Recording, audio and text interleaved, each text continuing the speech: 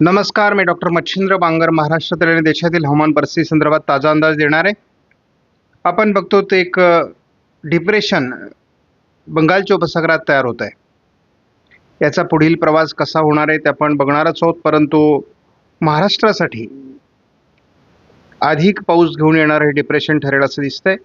खास करून विदर्भामध्ये आणि मराठवाड्याच्या काही भागात, कोकणामध्ये याचा अधिक परिणाम होईल असं दिसतंय. आणि आपण एकूणच असं बघतो की या ठिकाणी मोठं पावसाळी क्षेत्र आहे, परंतु ते विरुद्ध दिशेने जाण्याची शक्यता आहे.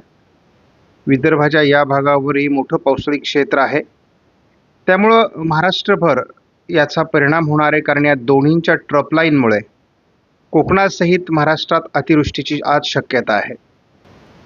डिप्रेशन संदर्भात अधिकृत माहिती हवामान विभागाच्या वेबसाईटला उपलब्ध करून देण्यात आली आहे.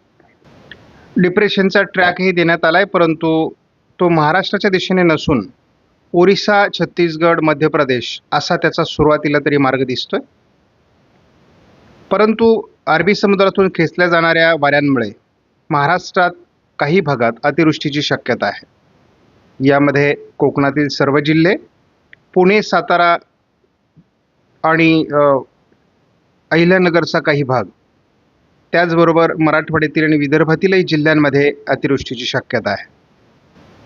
JFS मॉडेलने आज कोकणामध्ये अतिवृष्टीची शक्यता वर्तवलेली आहे. पश्चिम महाराष्ट्र, मराठवाडा, विदर्भातही मोठे पावसाळी क्षेत्र राहण्याचा अंदाज JFSने दिला आहे. 20 तारखेला देखील मोठं पावसाळी क्षेत्र मध्य महाराष्ट्र, पश्चिम महाराष्ट्र, कोकण, मराठवाडा असं राहण्याची शक्यता आहे. म्हणजे येथे 48 तास हा पावसाळी प्रभाव राहणं अपेक्षित आहे. JFSने तरी उत्तर महाराष्ट्र, विदर्भ, मध्य महाराष्ट्र आणि कोकण अशी अतिवृष्टीची परिस्थिती 21लाही दाखवली आहे. 22ला देखील उत्तर कोकणामध्ये पावसाची शक्यता आहे. उर्वरित महाराष्ट्रातील पाऊस मात्र उघडलेला असेल. पाऊस जवळपास 25 तारखेपर्यंत उघडेल. नंतर विदर्भ आणि कोकण असं पावसाळी क्षेत्र पुन्हा तयार होण्याची शक्यता आहे. विदर्भ, उत्तर महाराष्ट्र आणि कोकण जोरदार पाऊस 26ला असण्याचा अंदाज JFSने दिला आहे. 27लाही महाराष्ट्रात स्थानिक वातावरणाचा पाऊस होणार आहे. गणेश स्थापनेचा हा मुहूर्त आहे. कोकणात पावसाचा अतिरिक्त प्रभाव राहणार असल्यामुळे साहजिकच या बाजूने असलेल्या कमी दाबाची ट्रफ कोकणावर सक्रिय आहे, त्यामुळे हा परिणाम होणं अपेक्षित आहे.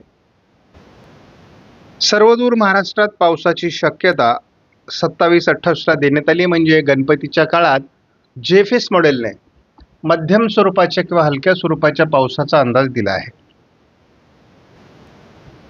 आपण या ठिकाणी बघतो तर आज विदर्भाच्या बहुतांश भागामध्ये, पश्चिम महाराष्ट्राच्या काही भागात आणि कोकणात देखील मोठे पाऊस होऊ शकतात. हा ECMWF मॉडेलचा अंदाज आहे. 20 तारखेला कोकणात पावसाचा जोर कायम राहील. पूर्व विदर्भात पावसाचा जोर कायम राहणार आहे. 21ला महाराष्ट्राच्या दक्षिणेकडून पाऊस उघडणार आहे. कोकणात आणि थोडं महाराष्ट्राच्या उत्तरेकडून पावसाचा जोर राहण्याचा अपेक्षित आहे, परंतु केवळ कोकणात पावसाचा जोर अधिक राहील. हलका ते मध्यम सरी 20-25 तारखेपर्यंत कोकणात होत राहतील, परंतु पावसाचा जोर महाराष्ट्रातला ओसरणार आहे. आपल्या अंदाजानुसार जवळपास 2 सप्टेंबरपर्यंत पावसाचा जोर कमी राहण्याची शक्यता आहे महाराष्ट्रामध्ये. गणपतीचा सुरुवातीचा काळ पाऊस कमी राहील असं आपण सांगितलेलं आहे. मात्र शेवटचे 4-5 दिवस हे जास्त पावसाचे असण्याची देखील शक्यता आहे. पुन्हा नव्याने कमी दाबाचं क्षेत्र मध्य बंगालच्या उपसागरात तयार होत आहे.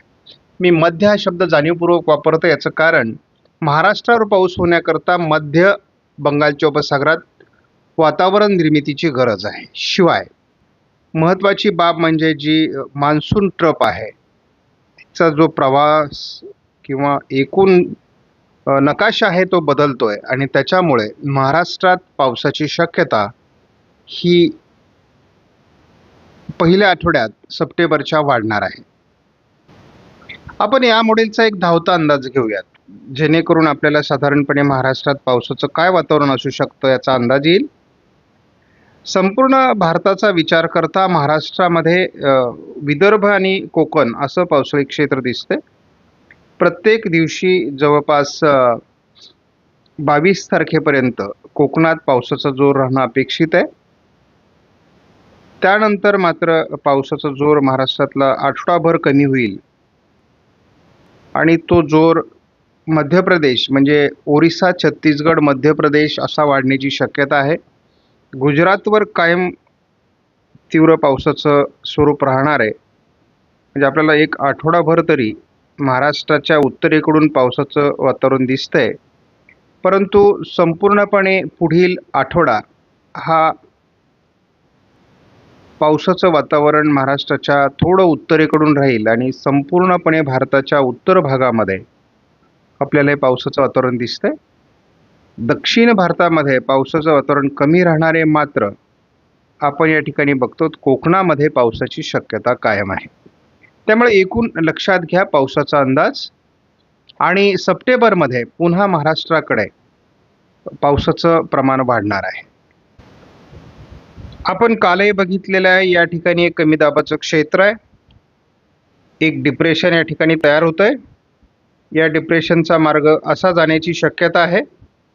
तर या दोन डिप्रेशनमध्ये असलेल्या ट्रप लाईनमुळे आणि अरबी समुद्रातून खेचले जाणाऱ्या वाऱ्यांमुळे आज कोकण किनारपट्टीला असलेली ट्रफ अतिशय सक्रिय राहणार आहे आणि त्यामुळे कोकण किनारपट्टीला अतिवृष्टीची शक्यता आहे. शिवाय हे डिप्रेशन विदर्भाच्या जवळ असल्यामुळे विदर्भात देखील काही भागात अतिवृष्टीची शक्यता राहील.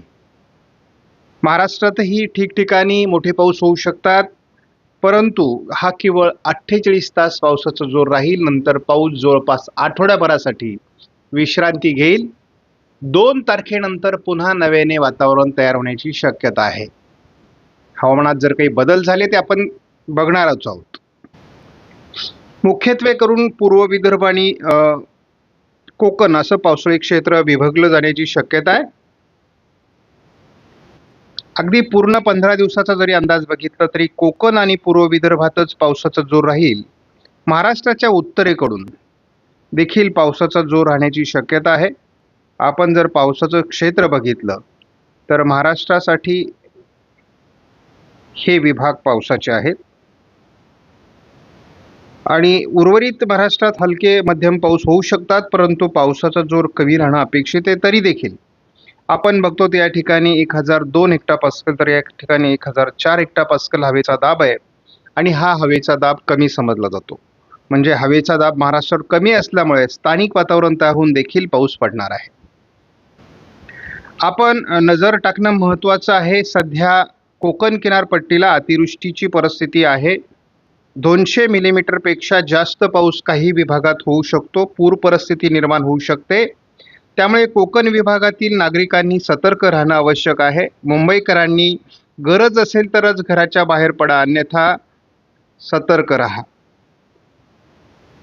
कोकण किनारपट्टीला पुढील 24 तास अतिवृष्टीची शक्यता आहे. पूर्व विदर्भात देखील आणि मराठवाड्याच्या पूर्व भागात देखील आज मोठे पाऊस होऊ शकतात. त्यामुळे नागरिकांनी सतर्क राहा. पावसाचं प्रमाण पुणे आणि सातारा जिल्ह्यात किंवा अहिल्यानगर जिल्ह्यातही वाढण्याची शक्यता आहे. मराठवाड्यात आणि उत्तर मराठवाडा, मध्य महाराष्ट्रातही आज पाऊस वाढू शकतो. दिवसभरामध्ये विदर्भ आणि कोकण असंच पावसाळी क्षेत्र जोरदार असणार आहे. तसा उद्या दुपारनंतर पावसाचा जोर जरी कमी झाला तरी कोकणात पावसाचा जोर राहणार आहे. त्यामुळे तसा 24 तासच पावसाचा जोर आहे, परंतु 48 तास बऱ्याच विभागात पावसाचं वातावरण आहे. 21 तारखेपासून मात्र केवळ महाराष्ट्राच्या उत्तरेकडून आणि कोकणात पावसाचा जोर राहील. उर्वरित महाराष्ट्रातला पाऊस उघडणार आहे. 22 तारखेपासून तर 24 तारखेपर्यंत महाराष्ट्रात पावसाची बऱ्यापैकी उघडीप बघायला मिळेल. केवळ महाराष्ट्राच्या उत्तरेकडून पाऊस असणार आहे. यामध्ये अकोला, अमरावती, नागपूर, भंडारा, गोंदिया, जळगाव, नंदुरबार या जिल्ह्यांच्या काही भागात पाऊस होईल.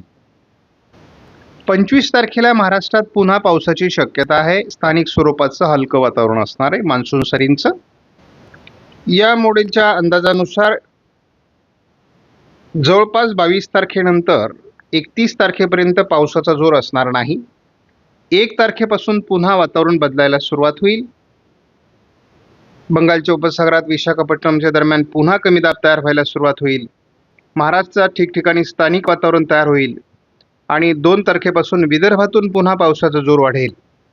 त्यामुळे महाराष्ट्रातील वातावरण बदलणार आहे. पुन्हा महाराष्ट्रात स्थानिक वातावरणासाठी पोषक स्थिती देखील निर्माण होणार आहे. त्यामुळे सप्टेंबर पुन्हा आपल्याला पावसाचा आहे. आठवडाभर शेवटचा आठवडा आपल्याला विश्रांती मिळाल्यामुळे शेतीची कामं करणं शक्य होईल किंवा अतिवृष्टीतून सावरणं देखील शेतकऱ्यांना शक्य होणार आहे. आपणास व्हिडिओमधील माहिती महत्त्वपूर्ण वाटल्यास लाईक करा, शेअर करा, चॅनलला सबस्क्राईब करा. धन्यवाद. जय हिंद, जय महाराष्ट्र, जय